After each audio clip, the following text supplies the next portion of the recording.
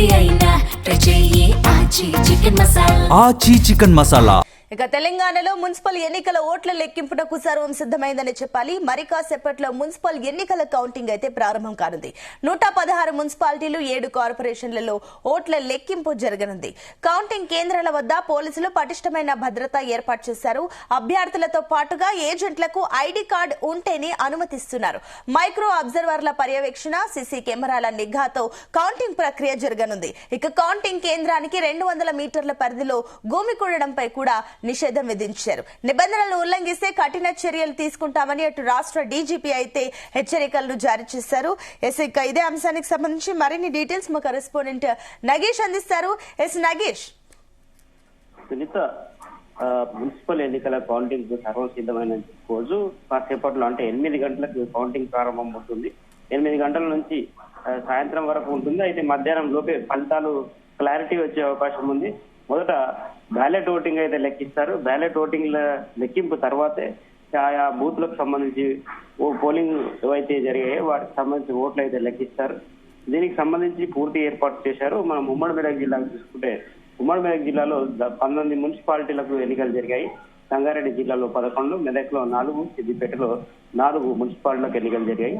సంగారెడ్డి జిల్లాలోని సంగారెడ్డి, సదాశివపేట, జహీరాబాద్, కోహిర్, ఆందోళ్, నారాయణఖేడ్, పడాన్చేర్ సెగ్మెంట్ లోని ఇంగ్లీష్టం, ఇస్నాపూర్, గుమ్మడిదల, జిన్నారం, బొల్ ఏదైతే గడ్డపోతారం ఇక్కడ ఎన్నికలు జరిగాయి. మెదక్లోని మెదక్, నర్సాపూర్, తూప్రాన్, రామాయంపేట.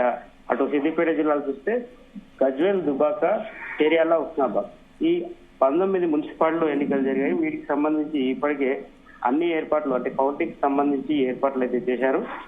ఈ కౌంటింగ్ సందర్భంగా ఎలాంటి అవాంఛనీయ ఘటన జరగకుండా ఇప్పటికే ఆయా పోలింగ్ బూత్ల వద్ద దాదాపు ఏవైతే కౌంటింగ్ సెంటర్లు ఏర్పాటు చేశారో అక్కడ 200 మీటర్ల పరిధి వరకు భద్రత అయితే కట్టుదిట్టం చేశారు.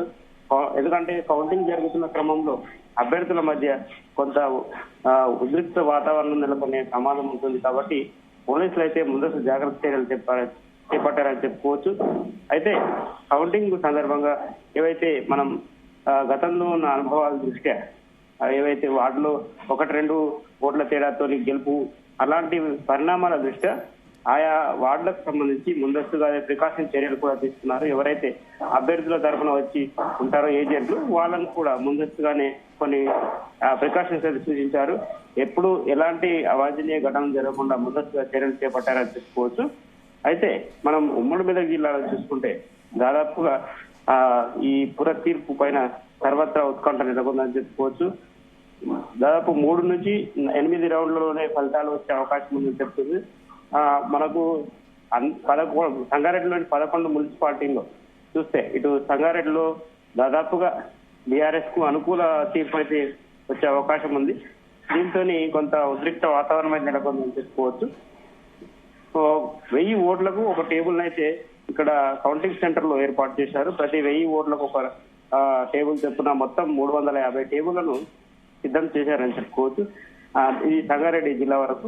అటు సిద్దిపేట జిల్లాలో కూడా ఇదే పరిస్థితి. మెదక్ జిల్లాలో కూడా అక్కడ ఏవైతే తక్కువ మున్సిపాలిటీలు కాబట్టి ఆ ప్రాంతాల్లో ఆయా మున్సిపాలిటీలకు అనుగుణంగా ఏవైతే మున్సిపల్ ఎన్నికలు జరిగాయో ఆయా ప్రాంతాల్లోని సంబంధిత కళాశాలలు కావచ్చు ఇతర సెంటర్లలో అయితే ఒక ఏర్పాట్లు అయితే చేశారు.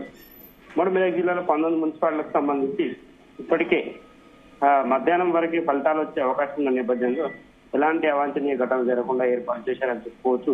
మనం వార్డుల వారీగా చూస్తే ఇటు సంగారెడ్డిలో 38 వార్డులు ఉన్నాయి. 75 ఈ టేబుల్ అయితే ఏర్పాటు చేశారు.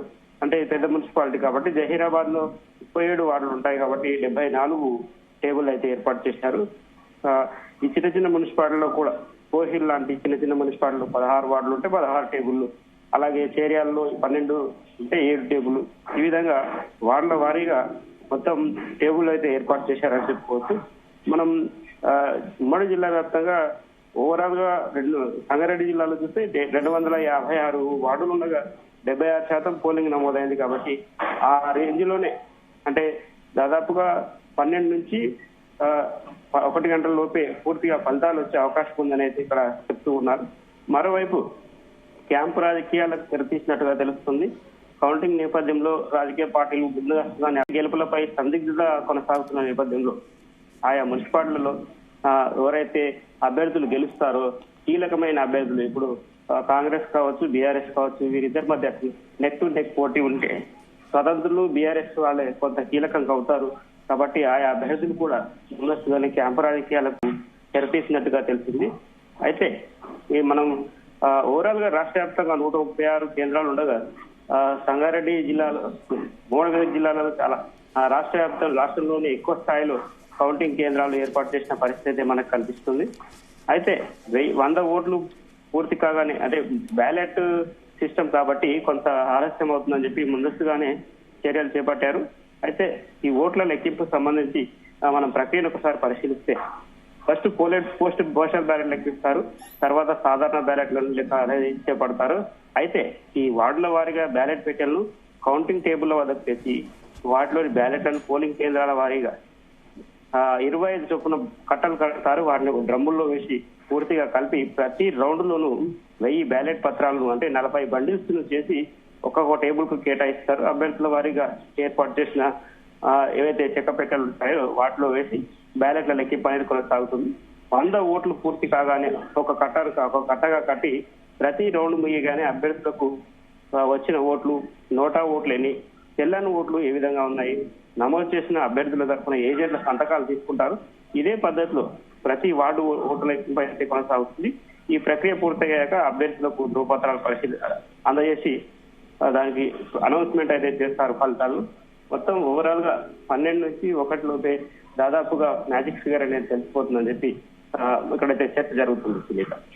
అయితే నగేష్, ఒకవేళ చెల్లని ఓట్లకు సంబంధించి కనుక చూస్తే వాటికి సంబంధించి ఏ రకంగా వాటిని గుర్తిస్తారు? చెల్ల నోట్ల విషయాలకు సంబంధించి ఇటీవలే ఎన్నికల కమిషన్ కొన్ని వీడియోలు కూడా విడుదల చేసింది. ఎందుకంటే ఈ బ్యాలెట్ ఓటింగ్ కాబట్టి ఏదైనా సింబల్ ఉంటుందో ఆ సింబల్ పైన వేసిన ముద్రను ఆ ఫోల్డ్ చేసే క్రమం అయితే రైట్ నుంచి లెఫ్ట్ కానీ, లెఫ్ట్ నుంచి రైట్ కానీ ఫోల్డ్ చేయాలి.